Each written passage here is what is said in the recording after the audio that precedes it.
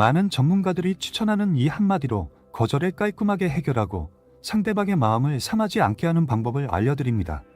하나, 왜 거절이 어려운지 이해하기. 사람들에게 거절을 하는 것은 특히 가까운 사람들에게 더욱 어려운 일이다. 많은 노년층이 가족이나 친구의 부탁을 받으면 마음속에서 이미 거절하고 싶다고 느끼지만 정작 입으로는 예라는 대답을 내뱉곤 한다. 이런 상황에서 거절이 어려운 이유는 무엇일까? 이는 단순한 예의나 예절 때문만이 아니라 자신이 누군가에게 불편함을 주거나 실망을 안겨줄지 모른다는 두려움이 크게 작용하기 때문이다. 노년층이 거절에 어려움을 겪는 가장 큰 이유는 평생 동안 타인을 돕고 주변 사람들에게 친절한 모습으로 인정받고 싶어하는 마음에서 비롯된다. 사회적으로도 오랫동안 좋은 사람으로 불리며 살아온 사람일수록 거절하는 것이 더 힘들어질 수 있다. 특히 자녀나 손주들이 요청하는 부탁에 거절을 하게 되면 그들이 자신을 더 이상 필요로 하지 않을까 하는 두려움이 마음 깊은 곳에서 자리 잡고 있다. 예를 들어 한 노년층의 사례를 들어보자. A씨는 자주 손주들이나 자녀들의 부탁을 들어주는 편이다. 손주가 학교 과제를 도와달라거나 자녀가 간단한 심부름을 부탁할 때마다 A씨는 본인에게 부담이 되는 일임에도 불구하고 항상 네라고 대답했다. 하지만 A씨는 매번 도와주면서도 내심 불편함을 느끼고 있었다. 이런 상황은 결국 A씨의 건강에 영향을 미쳤고 다른 일에도 집중하지 못하게 만들었다. 그는 가족들을 실망시키고 싶지 않아서 거절을 못했지만 동시에 자신의 몸과 마음의 균형이 무너지는 경험을 했다. 전문가들에 따르면 이러한 불안감과 죄책감은 노년층에게 자주 나타나는 현상이라고 한다. 심리학자들은 노년층이 거절을 어려워하는 이유 중 하나가 타인의 요구에 맞춰 자신을 희생하는 경향이라고 말한다. 특히 은퇴 후 사회적 역할이 줄어들고 시간이 많아지면서 누군가에게 도움이 되는 존재로 느끼고 싶어하는 마음이 커진다. 그 결과 자주 자신의 필요와는 상관없이 타인의 요구를 우선시하게 된다. 이는 오히려 노년층의 삶의 질에 악영향을 미치기도 한다. 그렇다면 어떻게 해야 할까? 한 심리 전문가가 제안하는 방법은 나 자신을 존중하고 내 생활의 균형을 우선시하는 것이다. 이것은 단순히 거절을 잘하는 것 이상의 문제다. 이는 자신의 시간과 에너지를 소중히 여기는 것과 연결된다. 자신의 에너지를 소중히 여기지 않고 무조건적으로 타인을 돕는 것은 결국 자기 자신을 소모시키는 결과를 낳게 된다. 예전에는 다른 사람들을 돕는 것이 자신의 중요한 역할이라고 느낀 이들도 이제는 스스로의 삶을 먼저 돌아볼 필요가 있다. 전문가들은 노년층이 자신이 돕고 싶은 마음과 실제 자신의 한계를 잘 구분해야 한다고 조언한다. 이는 곧 자기 돌봄을 통해 자신에게 진정한 휴식을 제공하고 앞으로도 오랜 시간 가족들과 행복하게 지낼 수 있는 건강을 유지하는 데 도움이 된다. A씨의 경우처럼 처음에는 가족에게 거절의 말을 건네는 것이 굉장히 어렵겠지만 자신의 몸과 마음을 지키기 위해서는 자신이 아닌 타인의 기대에 맞추려 하지 말아야 한다. 이는 새로운 삶의 방식이며 자신의 삶의 질을 높이기 위해 필요하다. 둘, 불행이도라는 단어의 힘. 거절할 때 사용하는 단어 하나가 큰 차이를 만든다는 사실을 아는 사람은 많지 않다. 특히 노년층에게 있어 거절의 말투와 표현은 상대방과의 관계를 고려해야 하므로 더 큰 부담이 될 수 있다. 이런 상황에서 불행이도라는 단어는 상대방의 감정을 부드럽게 전달하면서도 자신이 의도하는 거절의 의미를 명확히 할 수 있는 좋은 선택이다. 불행이도를 사용하여 거절할 때는 말투와 함께 자연스럽게 거절을 표현하는 연습이 필요하다. 예를 들어 가족이 갑작스럽게 도움을 요청할 때 불행히도 내가 오늘은 약속이 있어서 어렵겠어라고 이야기하면 거절의 의미가 분명히 전달되면서도 상대방에게 부담을 주지 않는다. 이때 중요한 것은 단순히 거절하는 것이 아니라 상대방에게 거절을 하는 이유를 명확하게 설명하는 말투의 배려심을 담는 것이다. 많은 사람들이 불행이도를 사용하여 거절을 하게 되면 자신의 의도가 더 잘 전달된다는 것을 경험하게 된다. 한 노년층이 B씨의 이야기를 들어보자. B씨는 친구들이나 가족의 부탁을 자주 들어주곤 했으나 너무 힘들어지는 순간에도 거절하기 어려워 자신을 자꾸 희생하는 느낌이 받았다. 그러던 어느 날 그는 작은 변화가 필요하다고 느끼며 불행이도라는 단어를 사용해 보기로 결심했다. 처음에는 어색했지만 몇 번 반복해보니 거절의 말이 조금씩 자연스러워졌고 자신에게도 큰 도움이 되었다고 한다. 이를 통해 B씨는 무리하지 않고 자신의 시간을 보호할 수 있었으며 자신을 더 아껴야 한다는 중요성을 깨닫게 되었다. 심리학자들은 불행이도라는 단어가 거절의 말에 미치는 긍정적인 효과를 강조한다. 이 단어는 감정을 전달하면서도 상대방에게 부정적인 인상을 주지 않도록 만들어준다. 심리학적으로도 이 단어는 상대방에게 직접적인 부정적 감정을 전달하는 대신 상황에 대한 아쉬움을 나타내는 표현으로 인식되기 때문에 상대방의 감정에 불편함을 덜어준다. 즉, 상대방은 개인적인 거절이 아닌 상황적으로 어쩔 수 없는 거절로 받아들이게 된다. 또한 불행이도라는 표현은 거절 후에도 상대방과의 관계를 유지하는 데 도움이 된다. 가끔 가족이나 가까운 친구의 부탁을 거절하면 관계에 불편한 감정이 생길 수 있다. 하지만 불행히도 그날은 다른 약속이 있어 어려울 것 같다와 같이 간단한 설명을 곁들인 거절은 상대방에게 여지를 남기며 다음 기회에 더 좋은 방법으로 도울 수 있다는 메시지를 전달할 수 있다. 이렇게 배려심을 담은 거절은 상대방의 마음을 어루만지고 거절한 이후에도 관계가 유지될 수 있는 좋은 방법이 된다.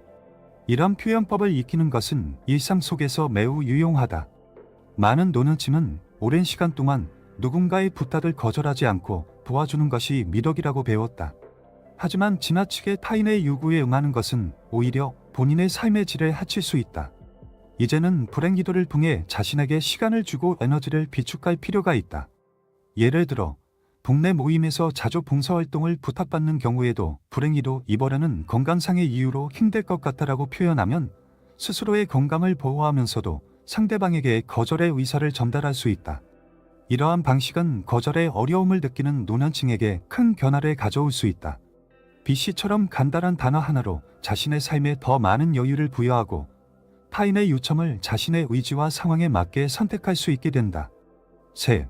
일상에서 불행이도를 연습하기.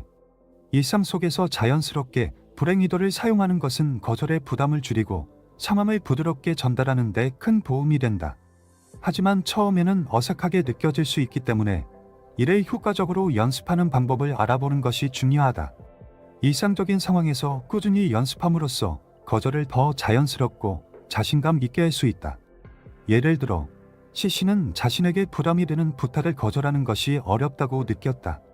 그러나 가까운 친구나 가족에게도 무리하게 맞춰주다 보니 오히려 몸과 마음이 피로해지기 시작했다. 어느 날 C씨는 불행이도를 이용한 거절 연습을 결심했다. 작은 부탁부터 거절을 시도하면서 처음에는 어색했지만 조금씩 적응해 나갔다. 친구가 점심 약속을 제안했을 때 불행히도 오늘은 몸이 조금 피곤해서 어렵겠어라고 답하면서 자신의 상태를 고려하게 되었고 친구 역시 그의 거절을 편안하게 받아들였다. 이렇게 거절을 연습하다 보면 상황에 따라 불행히도를 자연스럽게 적용할 수 있는 능력이 생긴다. 실제로 심리학자들은 이러한 연습이 거절의 부담을 덜어주고 반복을 통해 거절하는 방법을 습관으로 자리 잡게 한다고 설명한다. 특히 노년층은 오랜 시간 동안 다른 사람의 요청에 응하는 것이 익숙해져 있기 때문에 거절 연습을 통해 자신의 생각과 상태에 맞게 선택할 수 있는 힘을 기르게 된다. 불행이도라는 단어는 친밀한 관계에서도 부드럽게 사용할 수 있는 표현이다. 가족이나 가까운 지인에게 거절할 때는 더욱 신중해야 하므로 거절의 표현을 어떻게 전달하느냐가 중요하다. 예를 들어 손주가 함께 놀아달라고 부탁했을 때 불행히도 오늘은 몸이 피곤해서 다음에 하자라고 표현하면 손주도 할머니의 상태를 이해하고 다음을 기약할 수 있다. 이와 같이 친밀한 관계에서 불행히도를 사용하면 상대방에게 부담을 주지 않고 상황을 부드럽게 전할 수 있다. D씨의 경우 그는 친구들과의 약속을 자주 잡았지만 일정이 겹칠 때마다 우선순위를 정하는 것이 힘들었다. 모든 친구들에게 좋은 사람으로 남고 싶다는 마음에 거절하지 못해 결국 피로감에 시달리게 되었다. D씨는 일상 속에서 불행이도를 적용해 보기로 하고 가벼운 약속부터 시작해 연습했다. 처음에는 친구들이 그가 갑자기 거절을 시작하니 놀랐지만 불행히도 이번 주말에는 일정이 있어서 다음에 만나자라는 말을 듣고 그의 사정과 마음을 이해하게 되었다. 전문가들은 일상에서 작은 부탁부터 거절 연습을 시작하는 것이 중요하다고 말한다. 이는 거절을 함으로써 얻는 해방감을 느끼게 하고 점차 큰 부탁이나 중요한 상황에서도 불행이도를 사용하는 능력을 키울 수 있게 도와준다. 또한 자신이 어떤 부탁을 거절하고 싶은지 명확히 하고 이를 부드럽게 전달함으로써 상대방과의 관계에도 긍정적인 변화를 불러올 수 있다. 실제로 시신은 거절 연습을 통해 스스로의 감정을 존중하는 법을 배웠다. 그는 이제 가족이나 친구들의 요청에 더 이상 무조건 응답하지 않고 자신의 상황과 건강을 먼저 고려하게 되었다. 이 과정에서 그는 일상에서의 스트레스를 줄이고 오히려 주변 사람들과의 관계가 더욱 편안해지는 것을 경험했다. 네, 죄책감 없이 경계를 유지하는 방법. 거절을 해야 하는 상황에서 많은 사람들이 느끼는 공통된 감정은 바로 죄책감이다. 특히 노년층은 오랫동안 주변 사람들의 기대에 부응하며 살아왔기 때문에 거절을 하는 순간 죄책감을 크게 느끼는 경우가 많다.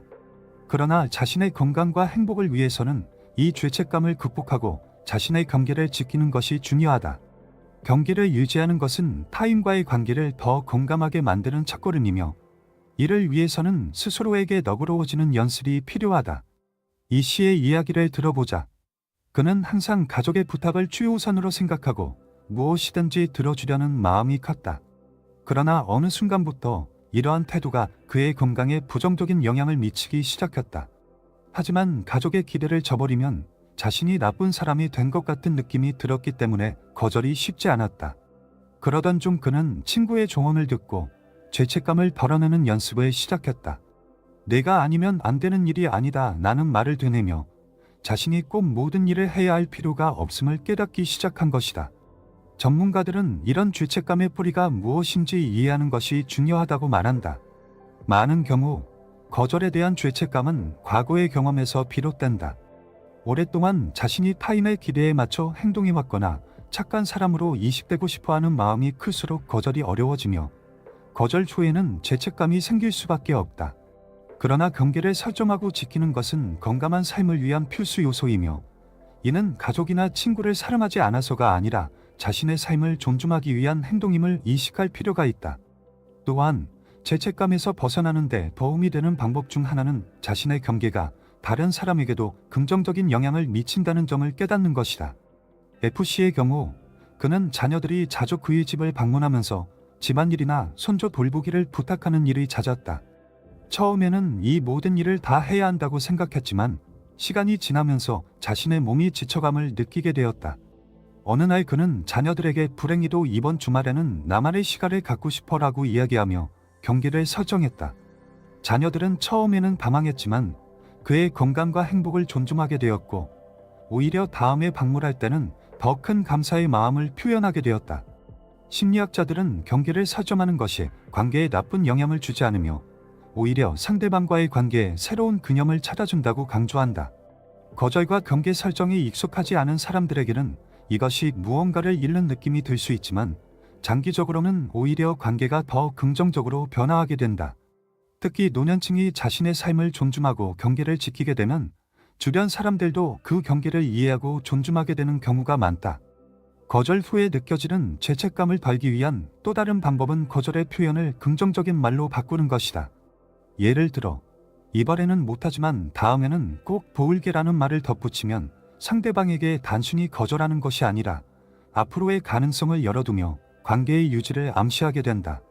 이렇게 표현을 바꾸면 거절의 말이 상대방에게 더 부드럽게 전달될 수 있으며 자신도 죄책감을 덜 느끼게 된다. 이 씨는 이러한 방법을 통해 죄책감을 극복하는 법을 배웠다.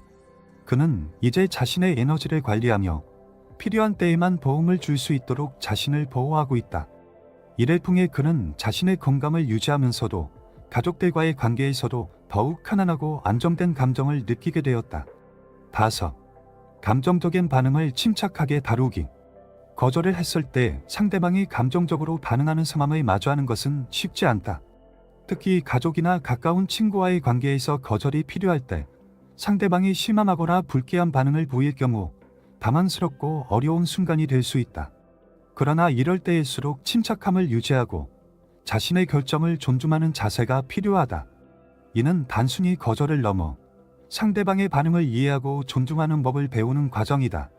지씨의 경우 가족의 부탁에 거절했을 때 자주 가족들이 실망하는 반응을 보이는 것을 경험했다. 특히 그의 딸이 그에게 손주를 돌봐달라고 부탁했을 때 거절하자 딸이 서운한 표정을 지었고 지씨는 큰 죄책감을 느꼈다. 딸의 감정적인 반응에 지씨는 마음이 흔들렸지만 한편으로는 자신의 건강과 일정을 지켜야 한다는 생각에 갈등이 생겼다.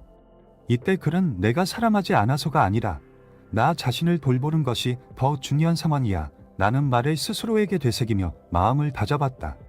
전문가들은 이런 상황에서 상대방의 감정에 휘둘리지 않고 자신을 지키는 방법을 강조한다.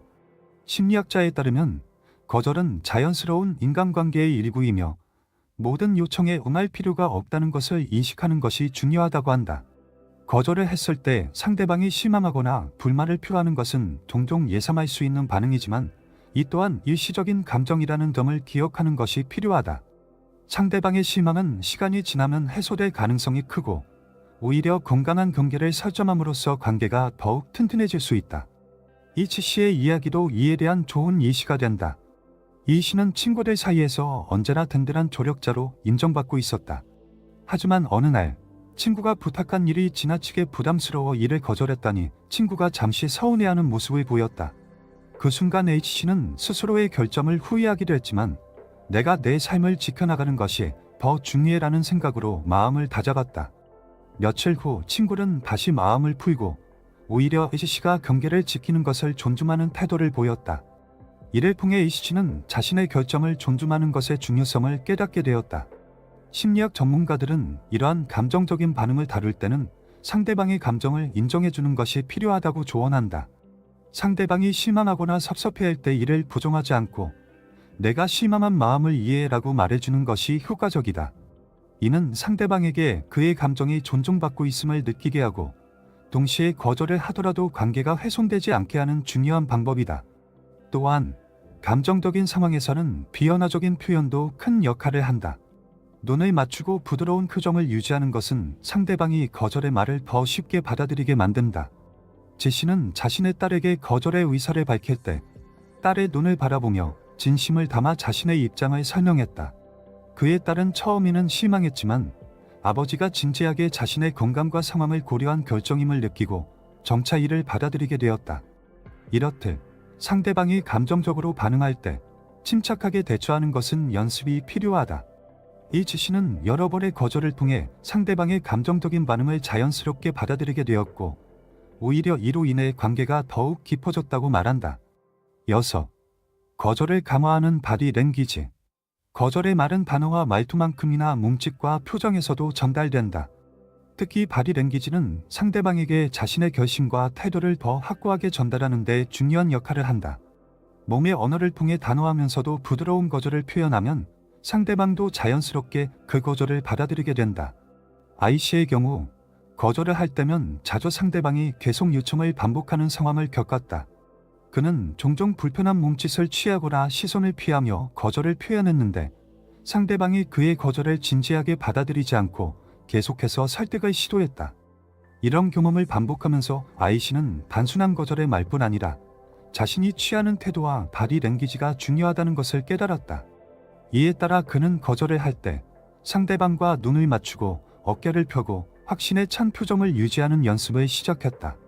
이후 그는 자신의 바디 랭귀지가 확고해지면서 상대방도 그의 결정을 더 존중하게 되는 변화를 경험하게 되었다. 전문가들은 거절할 때 중요한 비언어적 신호 중 하나로 눈 맞춤을 강조한다. 눈 맞춤은 자신감과 진심을 전달하는 강력한 부구이다. 눈을 피하거나 시선을 흔들리는 것은 상대방에게 망설임이나 주저함을 느끼게 할 수 있으며 이로 인해 거절의 의도가 약해 보일 수 있다. 반면 상대방의 눈을 똑바로 바라보면서 말할 경우 상대방은 거절의 의사를 진지하게 받아들일 가능성이 높아진다. 이는 자신이 전달하는 메시지에 대한 확신을 보여주기 때문이다. I씨는 또한 거절할 때 자신의 자세에도 신경을 쓰기 시작했다. 처음에는 어색하게 느껴졌지만 그는 어깨를 펴고 허리를 곧게 세우는 자세를 유지하면서 거절을 연습했다. 이는 그가 자신의 의사 표현에 있어 더 강한 메시지를 전달하는 데 도움이 되었다. 특히 친척 모임에서 가족이 함께 여행을 가다는 제안을 받았을 때 I씨는 예전처럼 얼버무리지 않고 굳게 자세를 유지한 채 불행히도 이번에는 참석하기 어려울 것 같아라고 말하면서 거절했다. 그 결과 가족들은 그의 거절을 수용하고 더 이상 압박하지 않았다. 심리학자들은 몸짓을 통해 상대방에게 메시지를 강화할 수 있다고 설명한다. 특히 몸을 상대방 쪽으로 향하고 확신 있는 자세를 취하면 상대방은 그 거절의 의미를 더 진지하게 받아들이게 된다. 이처럼 바디 랭귀지와 언어 표현을 일치시킴으로써 메시지에 힘을 실을 수 있다. 또 다른 사례로 제이 씨는 친구들과의 약속을 거절할 때 자신의 손동작에도 주의를 기울였다. 보통 손을 만지작거리거나 불안한 몸짓을 취하는 경우 상대방은 그의 거절을 진심으로 받아들이지 못했다. 하지만 그는 거절할 때 손을 편안하게 두고 부드럽게 제스처를 사용하여 자신의 결심을 표현했다. 이번엔 어려울 것 같아. 다음 기회에 만나자라는 말과 함께 차분한 제스처를 보이며 거절했을 때 친구들은 그의 결정을 존중하는 태도를 보였다. 또한 표정 역시 중요한 비언어적 요소이다. 거절을 할 때 미소를 잃지 않고 부드러운 표정을 유지하면 상대방이 거절의 말을 더 수용적으로 받아들일 수 있다. 무표정하거나 지나치게 단호한 표정은 오히려 불편함을 유발할 수 있기 때문에 친근한 표정을 유지하면서도 자신의 결점을 전달하는 것이 중요하다. 아이 씨는 거절할 때 미소를 잃지 않으면서도 진지한 표정을 유지하며 상대방이 자신의 의도를 오해하지 않도록 노력했다. 이를 통해 그는 거절이 관계에 부정적인 영향을 미치지 않고 자연스럽게 받아들여지는 것을 경험했다. 이처럼 바디 랭귀지를 통해 거절을 더 효과적으로 표현하는 것은 상대방과의 관계에 긍정적인 영향을 줄 수 있다. 거절의 말뿐 아니라 자신이 전달하는 태도와 몸짓을 통해 상대방에게 더욱 확고하고 배려심 있는 메시지를 전달할 수 있다. 7. 예의와 단호함의 균형 유지하기. 거절할 때 중요한 것은 상대방에게 예의를 갖추면서도 자신의 의사를 단호하게 전달하는 것이다. 예의 없이 거절하면 상대방에게 불쾌감을 줄 수 있고 반대로 너무 유약하게 거절하면 상대방이 이를 진지하게 받아들이지 않게 될 수 있다. 따라서 노년층이 거절을 할 때는 예의와 단호함의 균형을 유지하는 것이 중요하다. K씨는 오랫동안 가족이나 친구들에게 무리하게 도와주는 일이 잦았다. 그는 항상 좋은 사람으로 보이고 싶었기 때문에 상대방의 요청을 쉽게 거절하지 못했다. 그러나 나이가 들면서 몸이 힘들어지기 시작하자 모든 요청에 응하는 것이 자신에게 큰 부담이 된다는 것을 깨달았다. 그는 거절을 하기 위해 여러 가지 방법을 시도했지만 처음에는 상대방의 감정을 해치지 않으면서도 자신의 뜻을 분명히 전하는 것이 어려웠다. 그러던 중 그는 예의를 갖추면서도 단호하게 표현하는 것이 효과적이라는 것을 깨달았다. 전문가들은 거절할 때 먼저 상대방에게 감사의 말을 전하는 것이 좋다고 조언한다. 예를 들어 제안해줘서 고마워 나든지 날 생각해줘서 고마워 나는 표현은 상대방의 요청을 존중한다는 의미를 담고 있어 거절의 말이 조금 더 부드럽게 전달된다. 이와 함께 단호한 표현을 덧붙이면 상대방에게 확실한 거절의 의사를 전달할 수 있다. K씨는 친구의 모임 초대에 대해 초대해줘서 정말 고마워. 하지만 이번에는 참석하기 어려울 것 같아라고 말하며 거절했다. 친구는 그의 예의 있는 태도에 고마워하며 그의 결정을 존중해 주었다. 또 다른 사례로 A씨는 자주 이웃들로부터 도움 요청을 받았다. A씨는 예의 있게 거절하고 싶었지만 매번 상대방이 자신의 거절을 무시하고 설득하려 들었다. 그는 전문가의 조언을 듣고 상대방의 요청을 먼저 인정한 후 이해해줘서 고맙지만 이번에는 정말 어려울 것 같아라고 단호하게 표현해 보기로 했다. 결과적으로 이웃들은 그의 결정을 받아들였고 A씨는 더 이상 부담 없이 자신의 생활을 이어갈 수 있게 되었다. 심리학자들은 거절의 말에 자신감을 더하려면 상대방에게 간결하고 명확하게 표현하는 것이 중요하다고 설명한다. 너무 길거나 복잡하게 설명할 경우 상대방은 거절이 아닌 단순한 고민이나 불확실함으로 받아들일 수 있다. 또한 과도한 설명은 오히려 자신의 입장을 약하게 보이게 할 수 있다. 간결한 표현을 사용하면서도 상대방의 감정을 고려하는 방식은 거절의 말을 더 효과적으로 전달할 수 있게 한다. A씨는 이러한 조언을 실천하면서 거절을 더 간결하게 표현하는 방법을 익히게 되었다.